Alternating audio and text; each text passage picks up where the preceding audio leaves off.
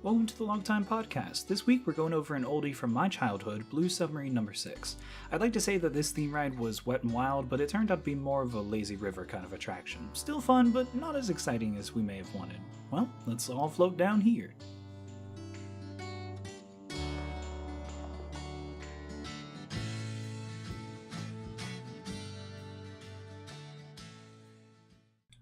So, all-purpose cultural cat girl Nuku Nuku, right? What? Are you having a stroke? Do we have video? Can we check the sides of his mouth? Is he twitching? All-purpose cultural cat girl Nuku Nuku dash is an alternative retelling of the story. Okay. Sorry, I was just looking at other things that the script writer was part of for this show. Sorry, that was a fun fact. Okay. Apparently, he's the series script supervisor, or she. I don't even know. I guess it's a guy. I don't know. No picture. Yeah. Anyway, so that's a fun fact. That doesn't sound like a good show. So, All-purpose culture. I don't even. All-purpose cultural cat girl Nuku Nuku. Doesn't sound like a good show to you? That's a little judgy, don't you think? That's next on our list, I guess. Add it to the trash section. So I'm actually surprised because I didn't realize, and I was the person that selected this for us, but I didn't realize that the original source material of this was made back in the 60s. Yeah, I was also not aware of that. My only frame of reference for that was when I was like a wee little squirt. Toonami had a week called like Giant Robot Week or something. I fucking loved Giant Robot Week. And I remember distinctly seeing the first episode of Blue Sub 6, and that's actually where I first watched it, and I watched all the episodes. Yeah, well, I only saw the first episode, and I only remembered the part where Mutio ends up biting Hayami after he rescues her. I don't remember anything else about that first episode or the show itself, but for some reason that scene stuck with me. Mm-hmm. And so for like probably close to 2 decades now, like that has been my frame of reference for this show. Like I've known that the OVA existed. I kind of just assumed it was an anime original. I never bothered to do any research, so the fact that it is an adaptation, interesting news to me. Did not know. Yeah, you can definitely tell that. Well, at least looking at the images that I see from the Wikipedia article, you can definitely tell that it was very much not the same exact thing. I'm sure that it follows a lot of similar beats, but I think that they brought a lot of more of that 90s style to the art and animation compared to what I'm seeing in the manga. Yeah, there was a remake of the manga, and looks like right before the OVA came out. Oh. Yeah, 97, 98. Actually had more volumes. Oh, so maybe that's what they were basing it off of. Yeah. Same writer, different publisher. Okay. The demographic even changed. Huh. I'm learning a whole bunch this of OVA stuff. Came out in 98, so that would track. Yeah. Yeah, no, let me ask, as the person that introduced this show, what did you guys think about it? It's a weird show. It's a very weird show. It's a weird show. It wasn't what I expected it to be. I guess at the same time, I didn't know what I expected it to be, but I don't. I like the show. Mm-hmm. And I think it does a lot of really neat things with it, especially for like trying to do the 2D 3D blend in like 1998. Yeah. it's a bold move, and I think that it is fascinating to consider the technical aspects of what it pulled off for the show. As far as the story goes and the general writing for this show, not what I would say up to par. It does some neat stuff, but man, there's a lot of the writing and the character processing and development that I'm just kind of like, about. You go on, Matt. Oh, I was just making a general noise, not really any kind of real assessment there. Well, now's the floor for you. Just an acknowledgement that you're still here. Yeah, I mean, I don't disagree with what you just said. I feel the same thing. Actually, turns out a lot of people felt the same way because that was the general reception on Wikipedia.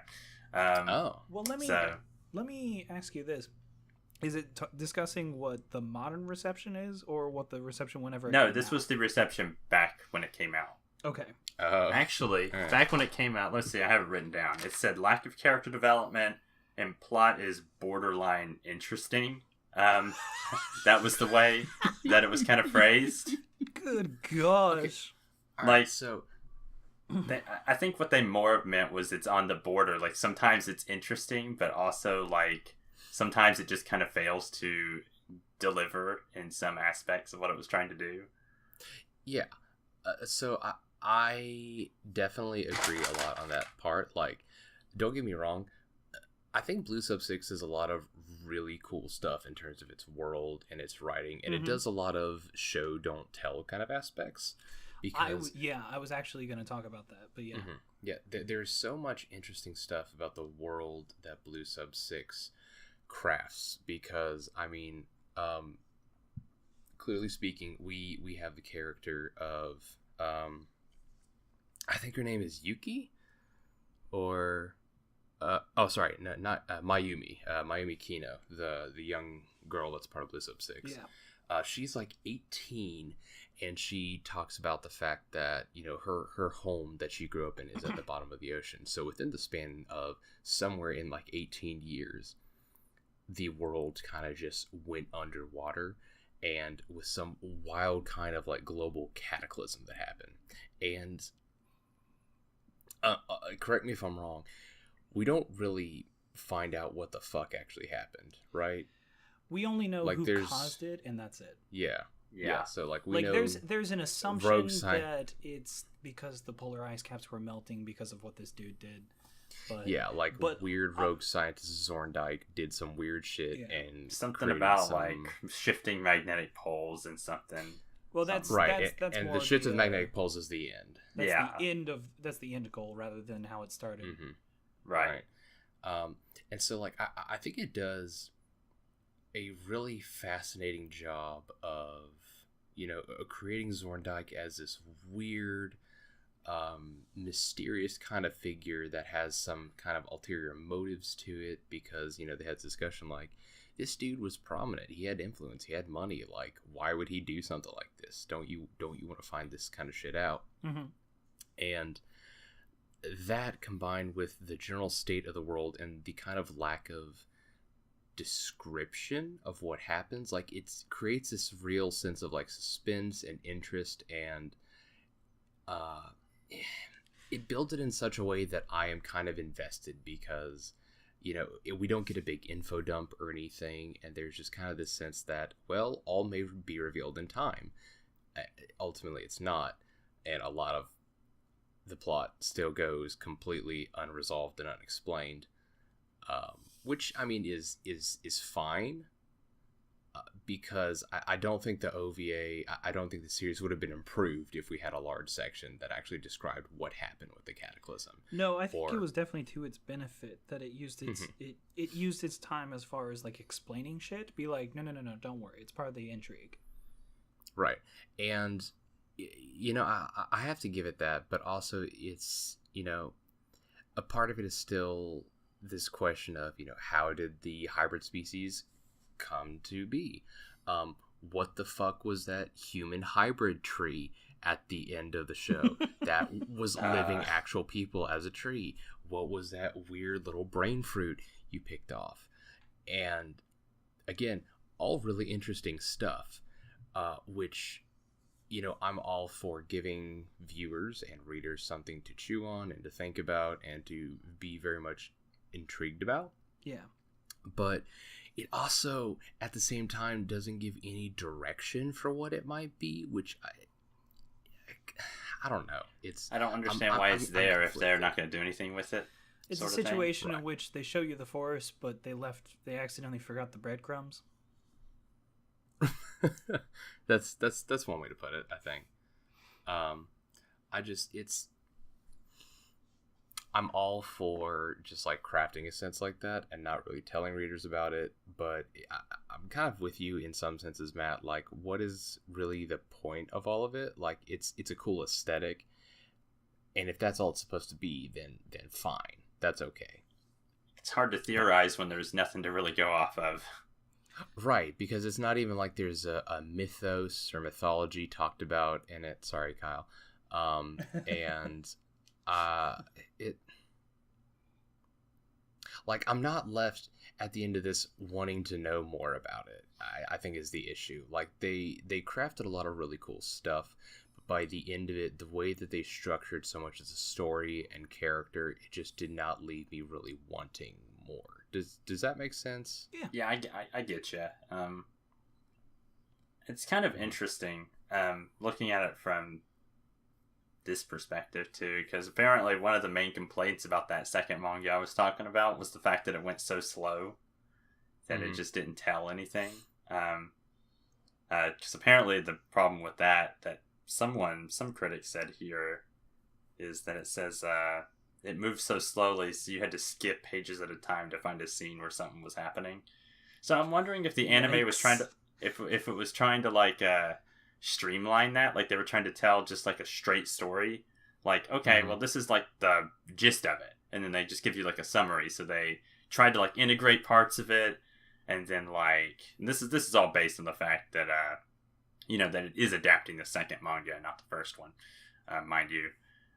So I'm just wondering, maybe that's the mindset that the studio and the staff that were doing this were thinking of. They're like, okay, well, that's something we received in criticism for the manga. Maybe we need to just tell the story as it is and then leave the little bits for the manga fans or something. I don't know. But I'm thinking that's probably a possibility.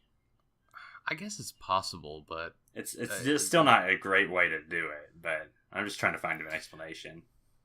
Right, and so the thing is, I feel like less of my frustration with the presentation of the story and the plot is about the lack of explanation, but it's more about like kind of the climax of the whole Zorndike issue in and of itself, because it kind of felt like, you remember when we all watched Sword Art Online and we got to the end where Kirito actually like met the creator of the game, was like, why the fuck are you doing all this? And he was basically like, it's been so long, I kind of don't remember. Whoops. It kind of felt somewhat like that in a way. I feel like because it explained it better than Sword Art Online. It would. I'm not looking to make a direct comparison. I have to give it its credit, because it did take us through a bit of a yarn where Zorndike was essentially like, hey, yeah, but, I did this because, to basically like punish the human race's arrogance in a way and to kind of help the human race grow. Because, he was talking about how this Project Blue to, be able to, like, grow greens in Antarctica, or to, do all these different sorts of science-based plant and food projects in places that we never would have been able to. And the fact that he's kind of just like, one day I was doing my work and then I just kind of stopped because I thought, this isn't going to do anything. So I'm instead going to create a bunch of, like, sea kids. Yeah, his logic is definitely flawed, but if I was reading into this right, it was basically that his wife and child died, or people close to him died, and he started to become disheartened about the whole project and started to feel like, okay, we can grow potatoes in Antarctica, the world's still fucked, so what's the point? And we did it to it. So he's like, well, we should change that. And so he wanted to Thanos it, to reduce the population by half, and then create a second population and try to get them to coexist. And then it just never worked out. That seems to be his logic, is that forcing people to coexist would cause them to stop hating and causing the stop of the destruction. But but really he's causing a massive destruction anyways. So like, right, and that's the thing, because like ultimately speaking, yeah, I understand. Like, I can kind of, if I had a cork board and a bunch of like push pins and red thread and such, like I could plot out his motivation and such. But essentially, it did result in the killing of at least like a billion people. Right, and it's not, you know, like it's not a good.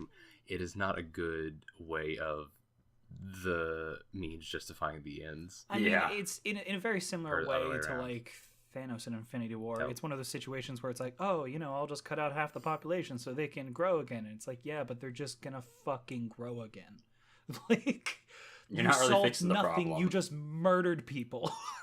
and that's very much what his initial plan was whenever he flooded the world. And then it seems almost like a side project that he made these human animal hybrids. And and then he and this is in mind that like he already killed off like the billions of people. Like, what did it say? Like 10 billion people or something like that. It was a large number because it was the vast majority of humanity. But they killed off all these billions of people, and that was even before he had these human animal hybrids. And then the human animal hybrids were like, oh yeah, those humans are a piece of shit. And apparently that got out of his hands, and he was like, well, just gonna sit in the background for this one. It's like, It's not great motivation for your evil villain.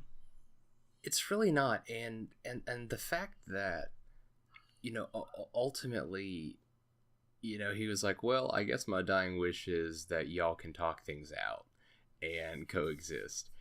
And it ends, you know, the show itself with like, oh, well, I guess that didn't work. Oh, well. Well, I think the intention was to try and leave it up in the air, because they did solve the magnetic pole shift from happening. And so that basically gave them time to then just exist together. Right, yeah, and I understand that it is implied that there is supposed to be some sense of, you know, if nothing else, a ceasefire, but still, I just, I don't know. Like, I'm fine with that. I am perfectly okay with stories leaving their resolutions open-ended. I think that's fine if the rest of it is executed well. In this case, it was not. And that's just it. Like, I'm not looking to be nitpicky or anything, because again, I liked it. I thought it was really interesting. I thought it had a lot of really well done action sequences. I thought some of the characters were fairly interesting, and I thought the overall plot itself is pretty cool. But yeah, just the overall execution just felt lacking to me, is all. I think that's absolutely fair. Yeah. In my case, as somebody who grew up with this and like definitely had rose-tinted glasses for it, I can at least say that I was very happy to put the rose-tinted glasses down while I was watching this and try to come at it from an objective point of view. And yeah, I definitely I did not enjoy this as much as my first time watching through it whenever I was a kid and everything was new and different for me. I definitely do think that like at the time that I watched this back... When did it air on Toonami? I think it was like 2005 or something like that. It was well after the show actually came out. Because it was for that like Giant Robot Week thing. November 2000. 2000. Really? Yeah, that's what I was thinking. Fuck.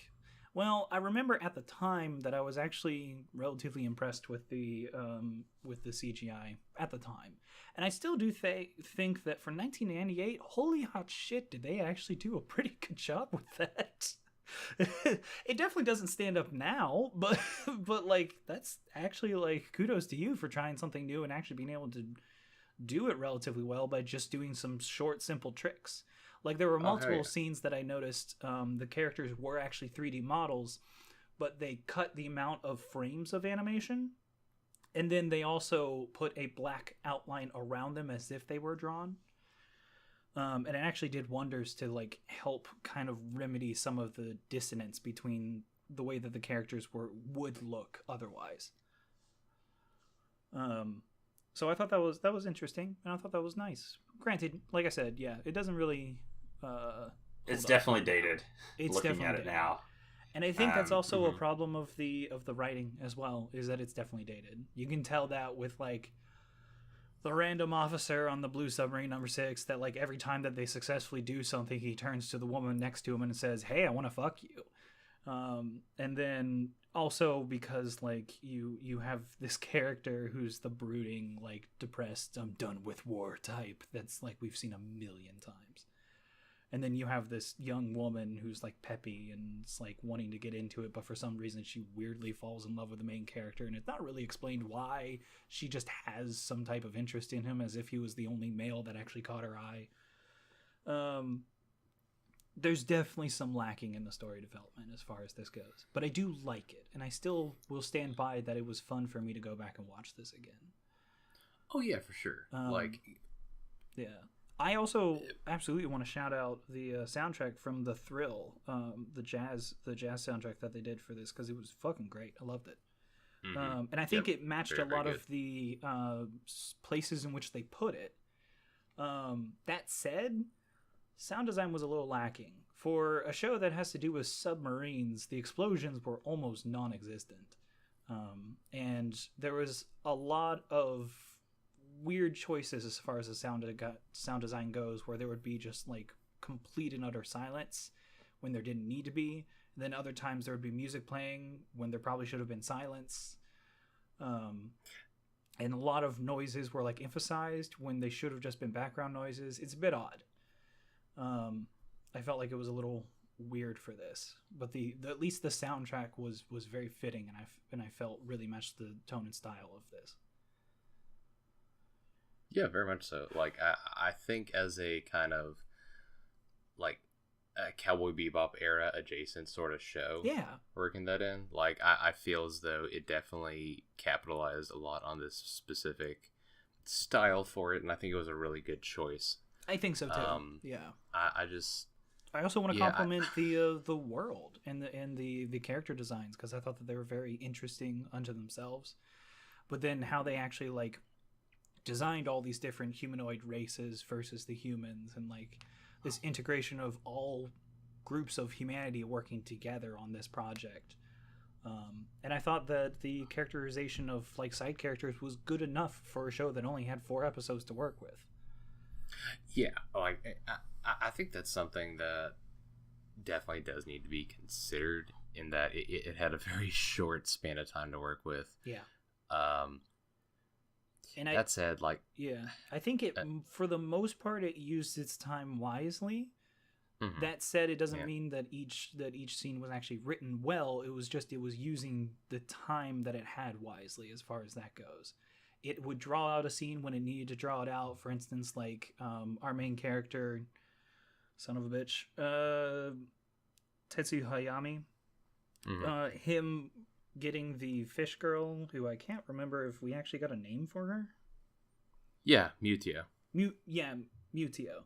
I think that scene in which like he approaches the pod comes out, you see this realization that there's like creatures inside these machines, and then he takes her back into the water to save her. That was a very drawn out scene, and I think that it was a good time to do that.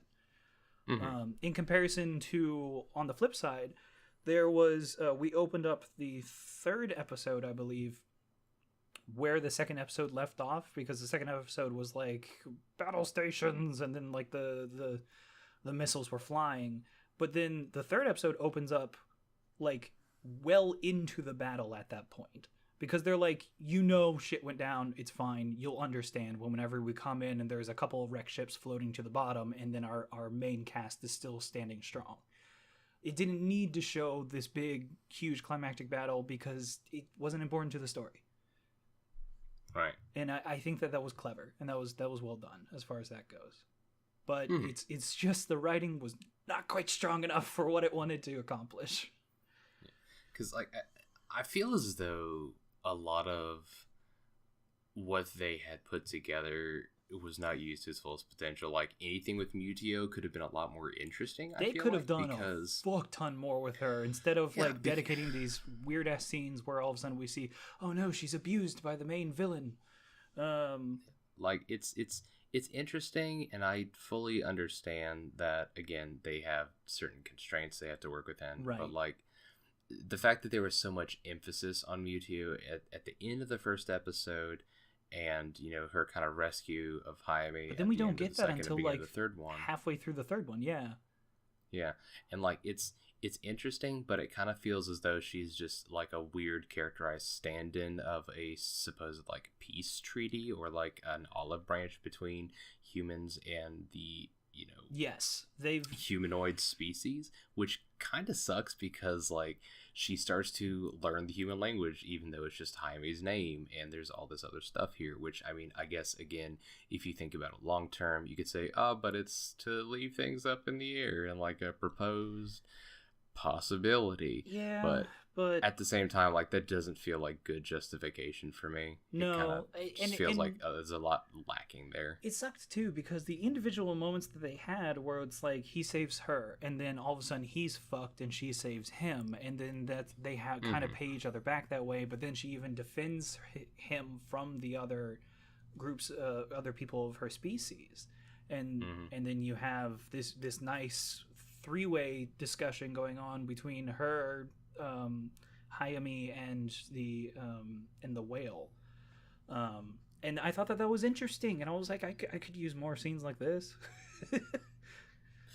Yeah, because like I think that particular discussion in episode, I think it's in episode 3, I believe so, yeah. I feel like that is what the final episode should have been a little bit more like an actual discussion of the differences between the species, yes, but also the ways in which they can actually coexist, because it felt like it was just so tossed together with like these ideas of like weird philosophy and a discussion of my heart is the key to the polar shift, and if you nuke stuff it's going to happen, and yeah, it felt lost in a lot of a philosophical, a quote unquote discussion. When you start going down the guilty crown path, you know that you done goofed. It feels like it wanted to be a lot deeper than it actually was. I was actually going to say that. I feel like it was a little too focused on trying to be deeper than what it actually was capable of expressing. And right, and that is definitely to the detriment of the show, because the rest of the show there was definitely a good product here.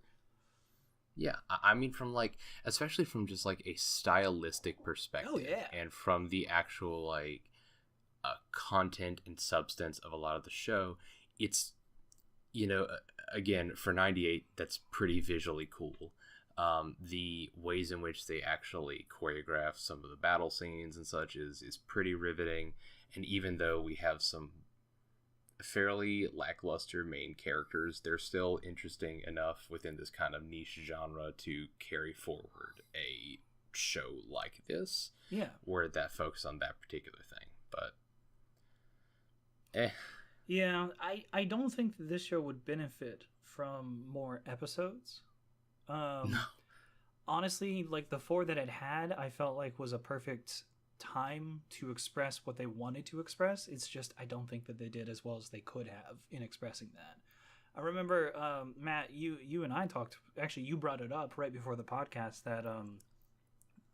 that this show felt like if you took the world, the characters, and all of the substance that we have in this show, and then you adapted it again in the modern age, with just a little bit more modern sensibilities for writing, this would be an incredible show. I didn't say it would be an incredible show. Well, you didn't say it would be an incredible show. You said that it would at least be better. Yeah. But I would argue that like you have this really interesting world. You have maybe not necessarily the most interesting characters, but you have dynamics that are there that could be much more interesting. And you have, an interesting idea to play with. So you give this to some better artists and animators, even keep the 3D CG going and just do it a little bit more updated. And then you get some better writers on this project, and you got yourself something that could actually turn out to be a pretty good sleeper hit. Yeah, just give it a Studio Go hands and you're good. Oh, yeah. No. More like they'll go ham with it. Like, yeah. Mm-hmm, mm-hmm. I don't know. I like the show. I'm sad that I did not enjoy it as much as I did as a kid, but I think that's true of a lot of things that I go back and watch. Is that, it's the first time that I see something like this, and then I'm like, oh, that's amazing, that's so great, and I hold it with me, and it definitely has its influences on me. But then, like, you come back later and you're like, was that really as good as I thought it was? And you're like, oh, I guess not. It's still fun. I guess it's also a good time to mention that the show had production issues as it was airing. I saw that a little bit whenever I was skimming through the Wikipedia article. Yeah, tell us about that, Matt. I don't know. I just skimmed the Wikipedia article, so you know just as much as I do. Thanks. Okay. All right. And I was like, well, okay, confirmed in multiple places, so I guess that was the thing. I don't know. I even looked for information. I couldn't find much. There just isn't much information about this show out there, apparently. Yeah, it's not like this is one of those, like, cult following things that has a whole bunch of information posted about it that people have, like, deep dived into. Ha, pun. I think in this case it was just a show that came out and people thought it was interesting, wasn't as great as it could have been, and then people moved on. But it's just one that I chose to pick for us because it like I said, it stuck in my mind. I wonder, this show probably wouldn't have been as big of a hit if it wasn't one of the first animated and integrate that 2D, 3G, CG stuff. I think that was definitely a quirk that it was driving that was a home. Quirk that it stood on, yeah. So, yep. And I think at the time it was definitely something that was new and unique. Unlike nowadays, in which people are like, "Ugh, fucking 3D CG." And well, people didn't like it back then either. So really, most of the people that I talked about, that, like, granted, this is small. This is just like me and my friends. Whenever I was a kid, I was just like, "Oh, it's fun." Yeah, it doesn't look great, but I was still like, "This is impressive. It's cool. There's like big action and it's 3D." It was unique. I guess it depends on how far back you go. Like, if you go back to the release of this, it was cool. But then you get seems like the closer you move to, like, 2006, it gets worse. Oh, well, of course, because, like, let's be honest, this 3D CG does not hold up.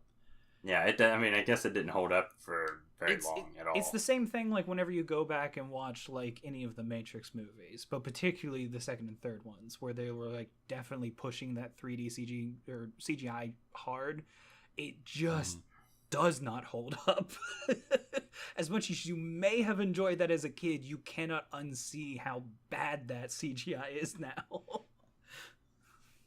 And I think that's true for this show as well, and probably for some other shows. Like, I remember even Cowboy Bebop, specifically the clown episode, they used a lot of CGI in order to show the clown doing the whole, like, float over the city, float down the alleys, and be really quick.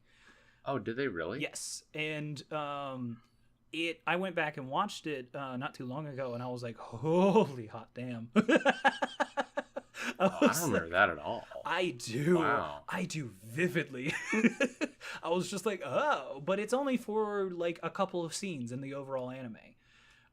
So it doesn't tend to stick out because it's only for, like, a couple scenes that only ran for, like, 5 to 10 seconds. Interesting. I think at least in that case, where it was a more horror themed episode, the fact that it was so unnerving actually benefited a little bit. Yeah. Instead of being like the central crux of the piece, itself. Right. Yep. Yeah. Something that was bothering me. I know I said at the top of the episode that I saw it on Giant Robot Week, and for whatever reason, I was like, that doesn't sound right. And I looked, and that's correct. It absolutely did not air on Giant Robot Week, but it did. No.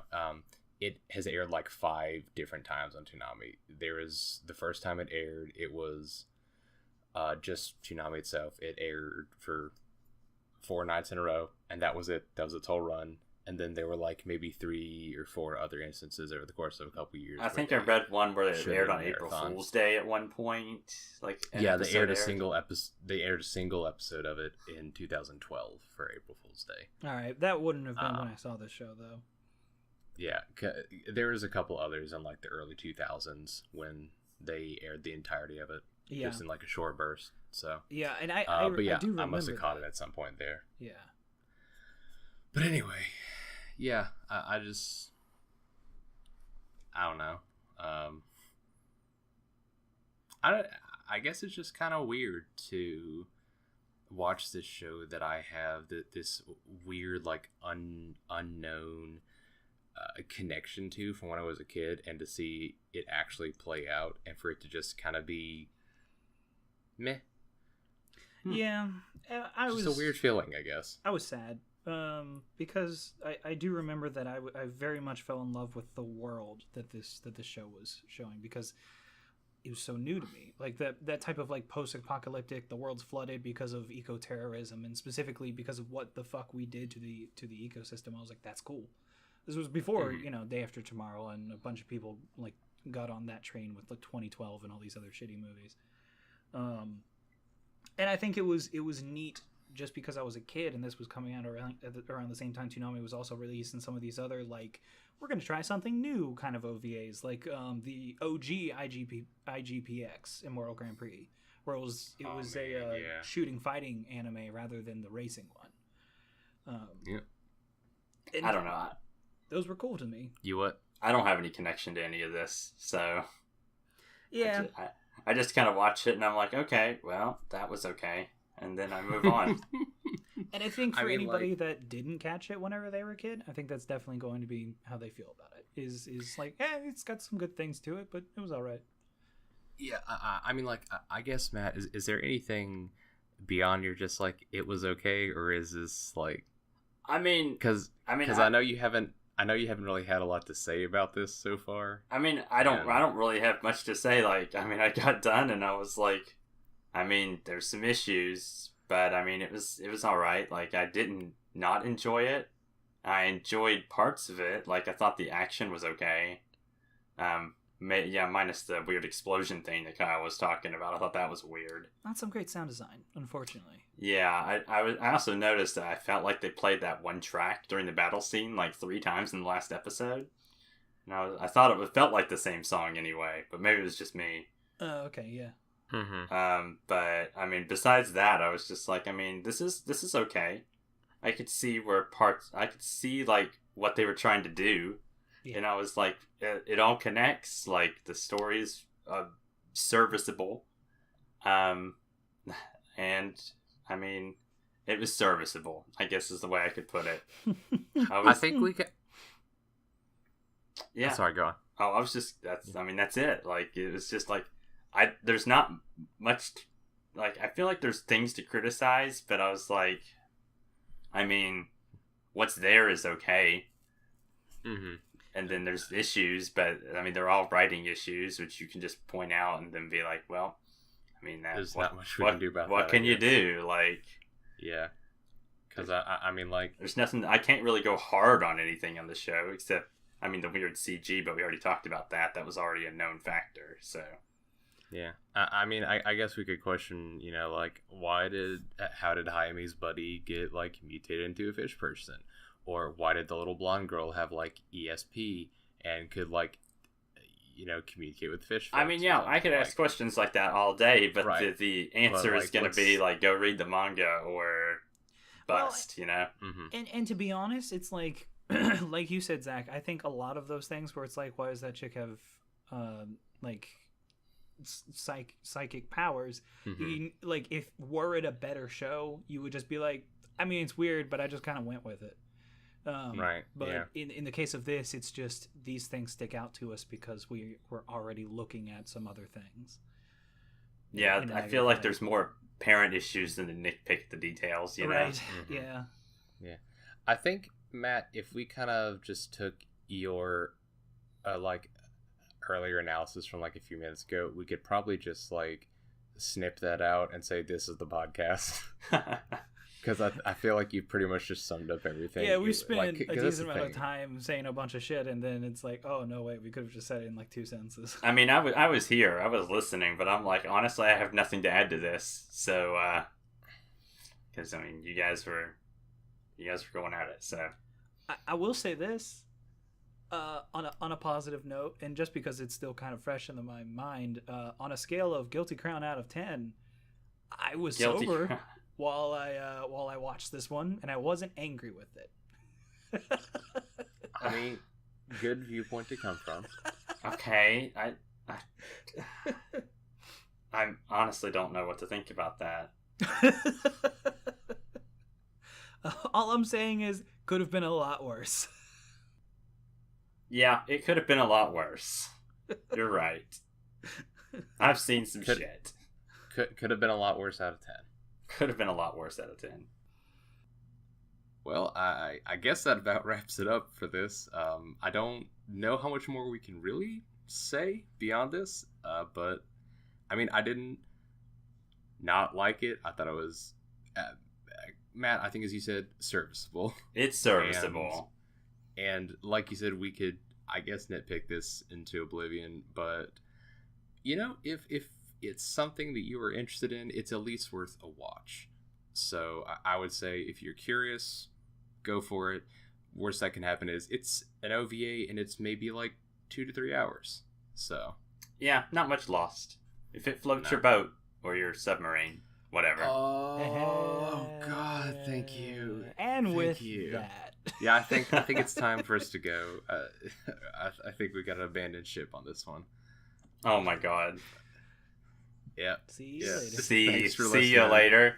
Like the ocean. Okay. Stop. I'm leaving. All right.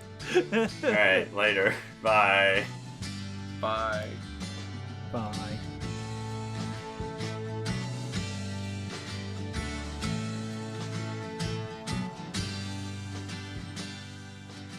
Thanks for listening. Another solo anime cast that I hope you all liked. As always, you can find all our podcast, articles, videos, etc. at thebacklogers.com. Our intro-outro song is The Bear by Shell in the Pit, who you can find on Spotify as well as Bandcamp. And we'd love to hear from y'all either in the comments on our site, or any feedback you want to leave us on whatever podcast platform you like. iTunes, SoundCloud, or send us a sonar reading off the starboard bow. And as always, we're on Twitter at _Backloggers, so come hang with us. See you later.